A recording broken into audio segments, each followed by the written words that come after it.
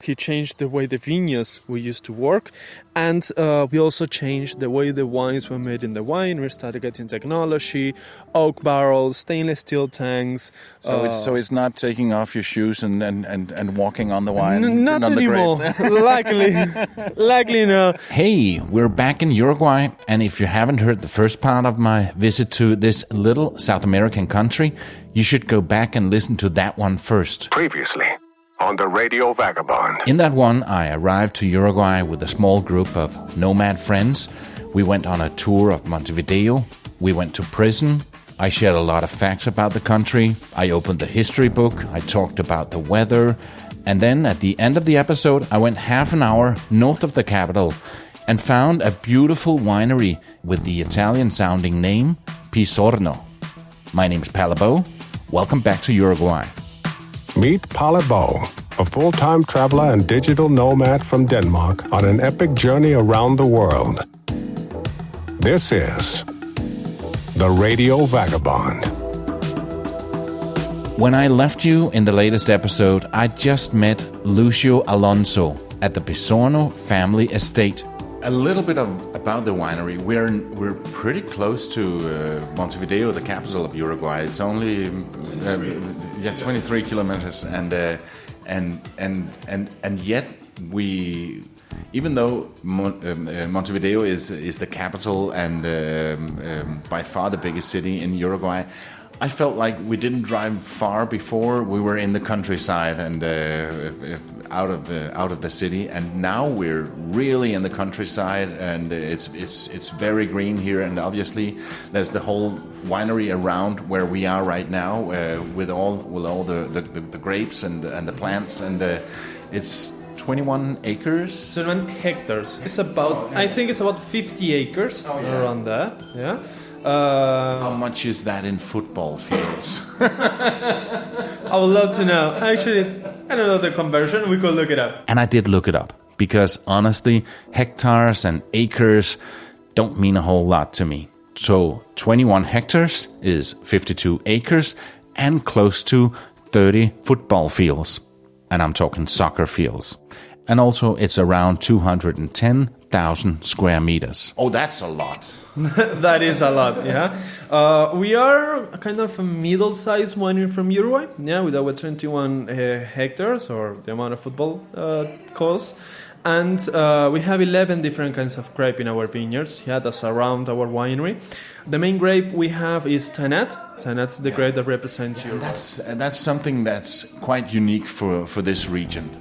Exactly. Uruguay is represented in the world market, yeah, by Tanat.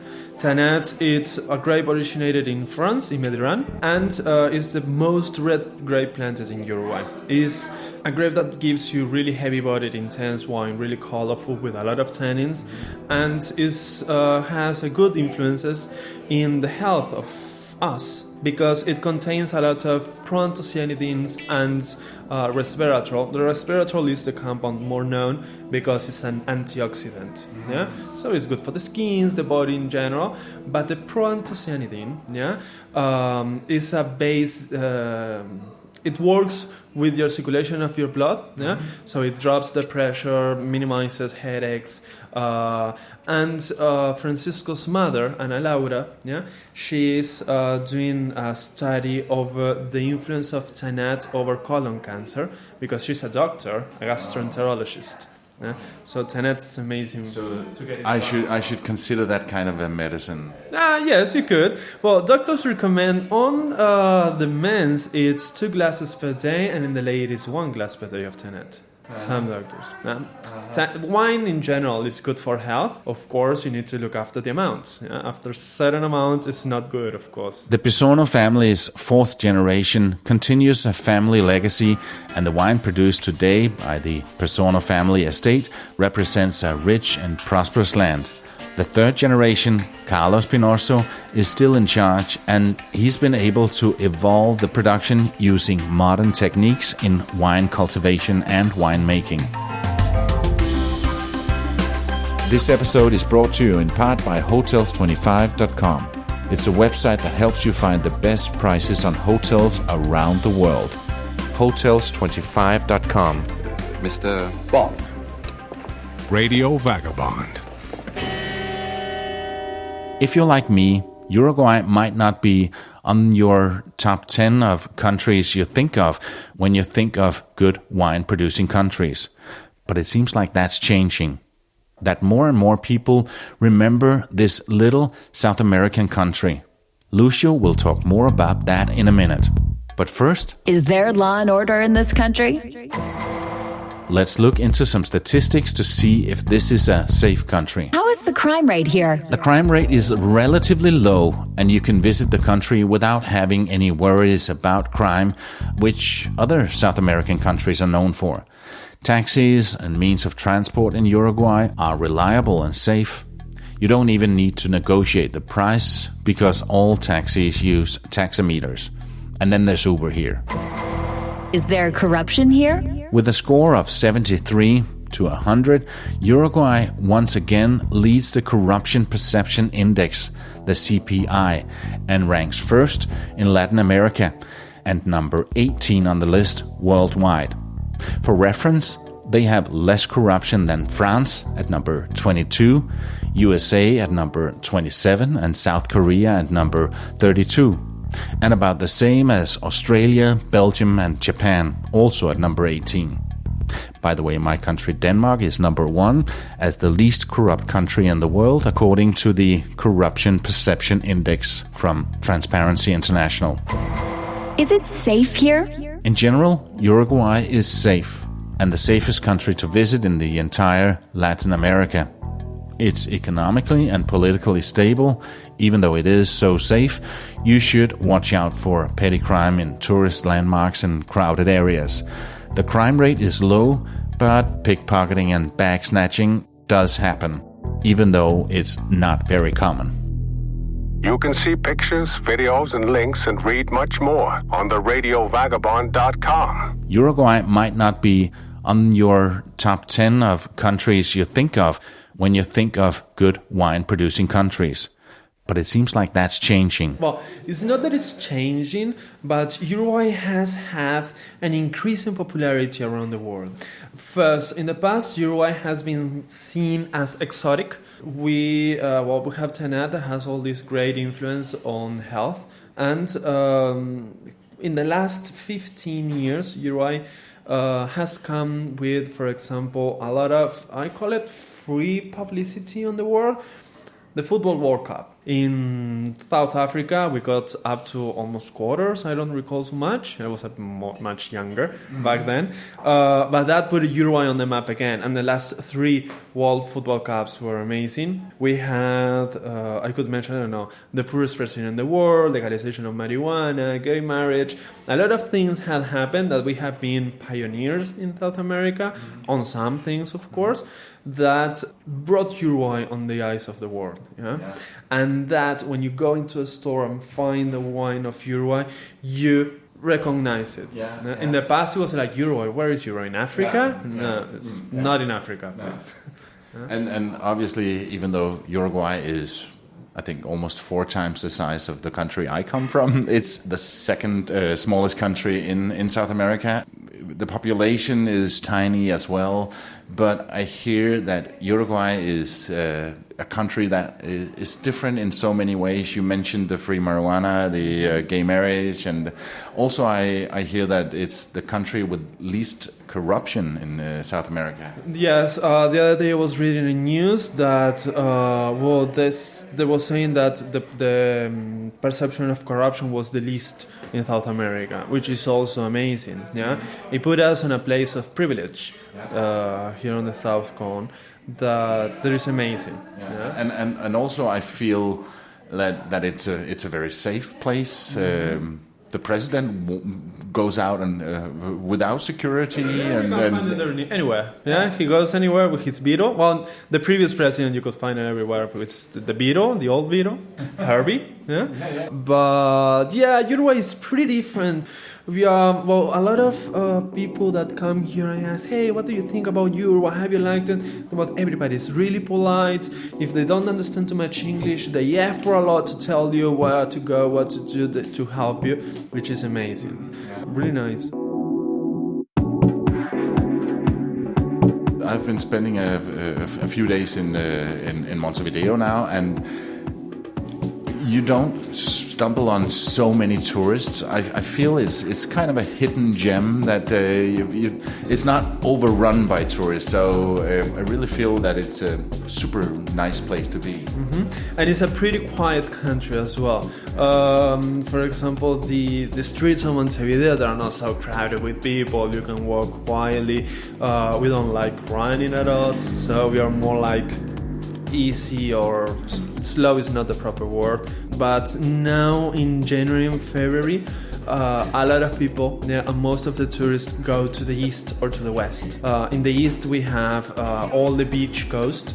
Yeah, there is really big. Yeah, it goes from Montevideo up to Brazil. All beaches, different beaches.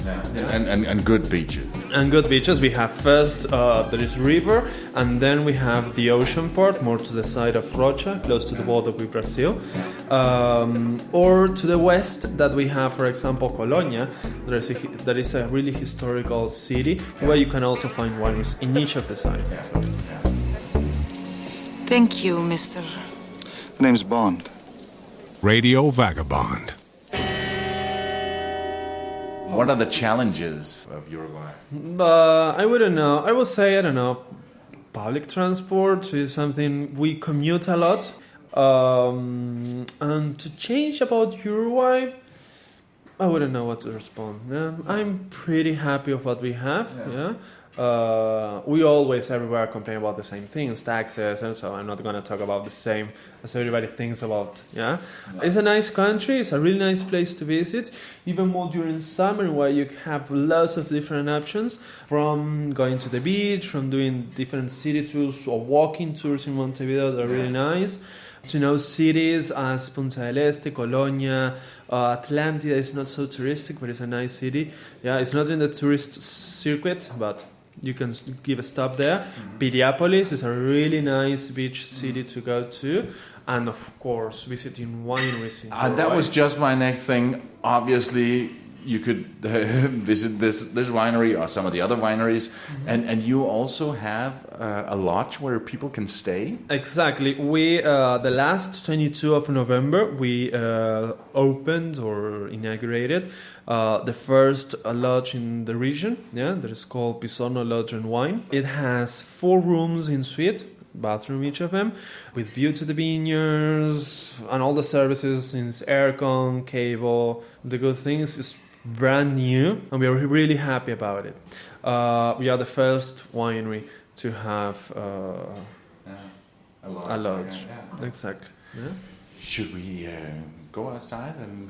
Yeah, sure. This is the Radio Vagabond Podcast. Okay, perfect. And now, Digital Nomad Check.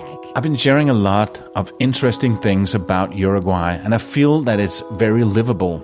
And I've been thinking that it might be an upcoming hotspot for digital nomads sometime in the future.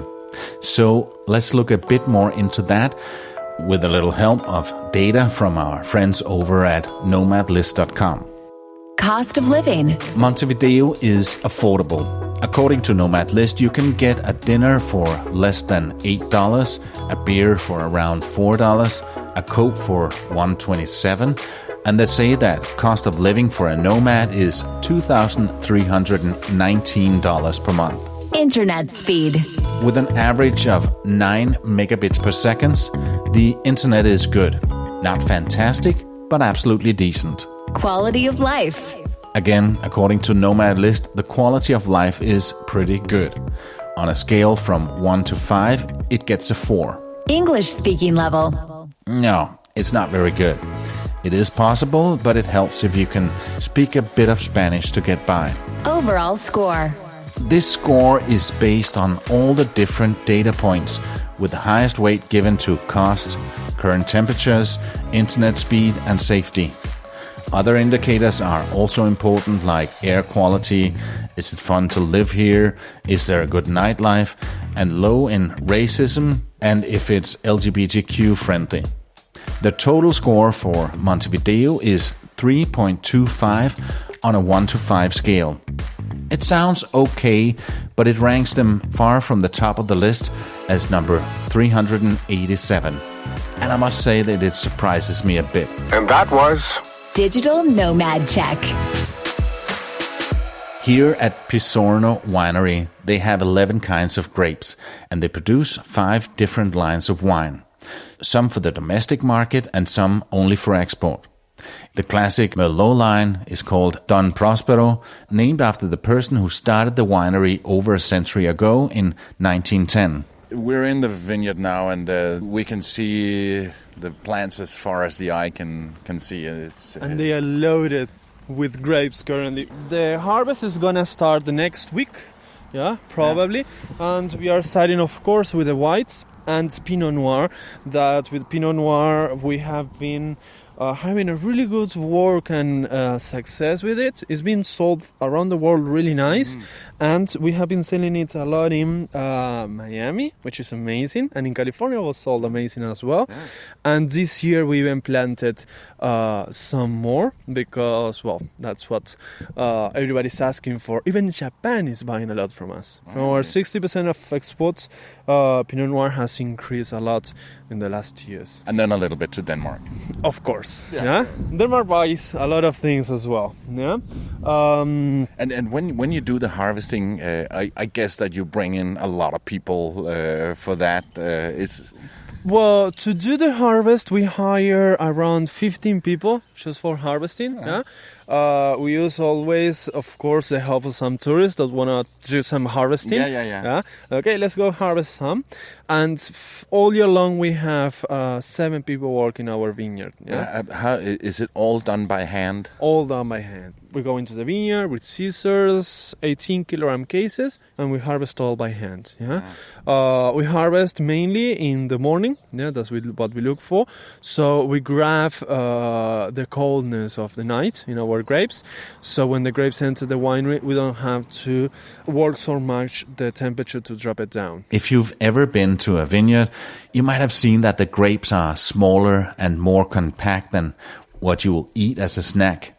But the grapes I'm looking at right here are big and looks like something I could find in a supermarket. The grapes that we have right here, what kind is that? Well, this actually is Moscatel de Hamburgo. Is the only grape we have that we could do table wine, but what we do with these grapes is sell it to the market. Pull it in fresh, and they are really big. You can try them. There's a lot of juice in them. But is it actually the kind of grapes that you could have on the table and eat as well? Exactly. It's for that. It's a double-purpose grape for making even table wine or for eating fresh. So is this Cabernet Sauvignon? This is Cabernet Sauvignon. Okay. Yeah. If you look at the size of the grape, smaller. Really small and more dark as well, more violet. I remember I visited a winery in South Africa, and the winemaker, he was standing with it like this because he said, this is the way it's supposed to look. Exactly. You can see pictures, videos, and links and read much more on the radiovagabond.com. You can also send a few lines to Palabo and get featured on the show. Tell him where you are and what you're doing right now as you're listening to these words. Just click on Contact on theradiovagabond.com and fill out the form. We briefly touched on it, the history of Pizzorno, and Francisco, he's the 4th generation. Exactly. Francisco's the 4th. His father was a person who 25-30 years ago changed the way the winery used to work. When this winery was established in 1910 by Don Prospero Pizzorno, or José Prospero Pizzorno, he came from Italy. Yeah, I was just about to say, it sounds so Italian. It is Italian. We have a double set also that says it. Well, he came from Italy and started the winery to produce table wine. We could call it low quality wines. We used to sell it bulk wise, to other wineries.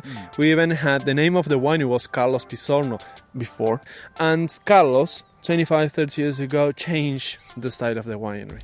He wanted to quit the table wine and started focusing on quality wines, aiming for another market. In order to doing that, he had to change all the vineyards. He little by little started ripping everything off and planting again. all the vineyards. Not all done at once, of course. No. Year after year, he went ripping a pot, planting another one. Then he changed the way the vineyards we used to work, and we also changed the way the wines were made in the wine. We started getting technology, oak barrels, stainless steel tanks. So it's not taking off your shoes and walking on the wine. Not on anymore. The grapes. Luckily, no. Now we have, for example, about technology, we started getting stainless steel machinery, new pumps to look after the wines. Yeah. But what makes a quality wine? Is it the plants themselves, or is it the way it's produced, or a combination of the both? It's a combination of 3-4 things. Yeah, the plant itself, because you need to look for plants that adapt your weather. The way you work your vineyards, for example, reducing the yield per hectare. The way you make your wines with techniques, for example, to make a really heavy, intense red wine, you need one of the things you should do is pre-fermentation maceration. Yeah, in cold, in an water medium. Yeah, before fermenting anything, you macerate your skins with the juice in order to extract the first part of the colors and flavors. Yeah, pumping overs, rack and returns, a lot of things you can do in your tank. Yeah, and conservation, oak barrels, for example. Yeah, you can do quality wines without oak or with oak. Yeah, but if you want to do wines for aging, sometimes you're gonna need first a quality grape, then a quality wine, and then aging in oak barrel to stabilize the wine is necessary. A lot of things are in the middle. But we changed all of that in order to make quality wines, and we also created the label Pizzorno Family Estate. That is the name of the winery. Currently, we sell only with our name. And the label is. I feel that's a very important thing, that you get the label right, that it looks like a quality wine. Exactly. Well, the designs of the labels, we don't leave it to chance. Yeah, we are. There is an enterprise in Mendoza that is dedicated only for wine labels, that does all the labels of the winery. Yeah, even 2 years ago we did a refresh of one of our labels. Yeah, we added. It was 5-6 different changes that we did, but you look at the labels, are nothing alike. Yeah, why are so important the labels? Because on a wine store or a wine shop, as we were talking before, when you think about wine, you don't think of Uruguay right away. Yeah, and on the wine shop, you have hundreds of different labels, and one is going to call your attention. Yeah, and that's the labeling design that we need to look after. And hopefully something unique, so you can remember, I remember this one, and exactly. That was good the last time. That's the Uruguay name, do you remember? Yeah. No, but it is important to have good designs, good colors. Yeah. Now there's been a huge change in label designs. Wineries are starting to work it more, which is amazing. If travel is your passion and you want escapism while still upholding your work and family responsibilities, you can travel vicariously from the comfort of your own home. This is another thing. Here we are inside the winery. Our winery is divided in 3 big pots. We have the first generation pot is almost 100 years old. Second generation is 80 and 60 years old. And then the third generation that is only 15 years old, there is this pot from here. Yeah. The buildings look fairly new here. Exactly. This pot, it's only 15 years. It's more on the ground because in here what we do is all the aging of the wine in oak barrels and in the bottles. And in order to do that, you need a steady temperature in between 15-21 Celsius. Yeah. Darkness. Yeah. And a tiny bit amount of humidity is also needed.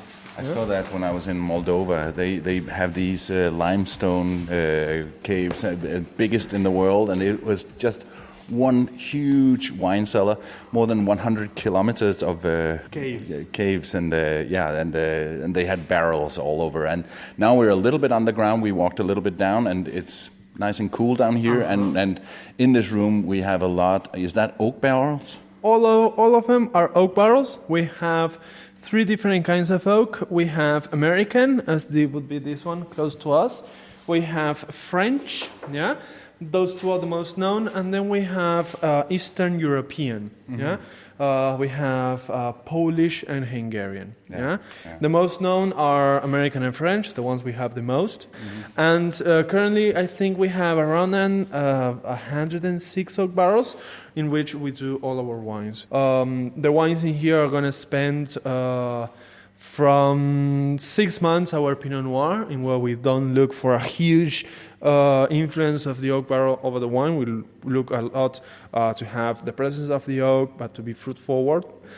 That would be the minimum, but then we have, for example, our Tannat Reserve is 1 year in American oak barrel, and our top of line, called Primo, spends 2 up to 3 years in new French oak barrel and almost 2 years in the bottle before it goes to the market. Depends on what you're looking for, what you have, what wine you have, what kind of oak you're going to be using, how much time it's going to spend in there, what you're going to be doing. So some of that wine that's going to be here for 3 years, that's been here almost as long as you. Exactly. But it must be a special moment when now it's aged as long as it should and you get the first glass and try to taste this. Is it as good as you expect? Exactly. Yeah, when you finish up a wine and you put it in bottle, of course, when you're doing the aging of oak barrel, in the oak barrel, every month you need to take a sample in there, taste the wine, and then analyze it in the laboratory, yeah, to know what's going on with your wine in there. But after blending it, after a certain time in the bottle, seeing how it is evolving as you were looking for is amazing, because it talks about your work, what you have done for the last almost 5 years, what you have been doing with it, which is amazing. Yeah, pouring it into a perfect glass and seeing how it looks in there and tasting it. It must be special. It is a special. We work a lot over the wines because not only the family lives from the winery, everybody that works with us lives from the family, and we need to do it for everybody, not just for us. And with that, thanks for listening to this episode of the Radio Vagabond, supported in part by Hotels25.com. You should use it for 2 reasons. You get a better deal on a place to stay for your next trip, and this is something Hotels25 guarantees, so much that they will give you your money back if you find something cheaper. But I never have, and I bet you won't either. The other reason is that when you book a place through Hotels25.com, you support this podcast and the work I put into producing them. In any case, thank you so much. And also, thanks for sharing the Radio Vagabond with your friends. You are the best. And speaking about the best, this was the time we got to the best part of the tour, where we got to taste the different kinds of wine. What are we tasting now are 2 different kinds of Tannat. We have 2 glasses, one is big, one is small. And in this big glass, we are tasting a traditional Tannat done with a traditional winemaking process, in where we have a lot of contact between the juice and the skins, a reduced yield per hectare, down to 7,000 kilograms of grape per hectare, so more concentrated grapes, and 1 year in American oak barrel and almost 2 years in the bottle before it goes to the market.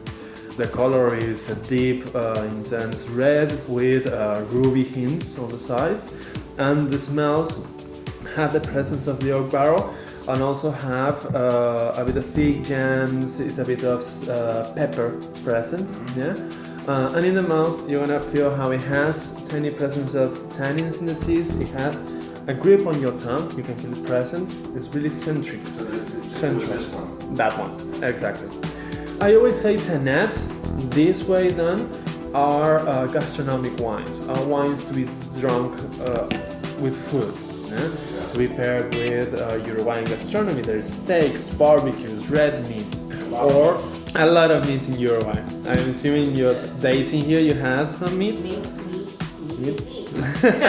We even do pasta with meat. Now, in the small glass one, we have a different kind of Tannat. We are... and I'm gonna leave you with that before the effect of the wine kicks in. Thanks to Lucio Alonso and the team at Pizzorno Family Estate for taking the time to give us this private tour. We will now be arriving at the end of this installment of the Radio Vagabond. Mind the gap between this episode and the next one. I'm Palabo, and I gotta keep moving. See ya. Radio Vagabond. Produced by RadioGuru.co.uk.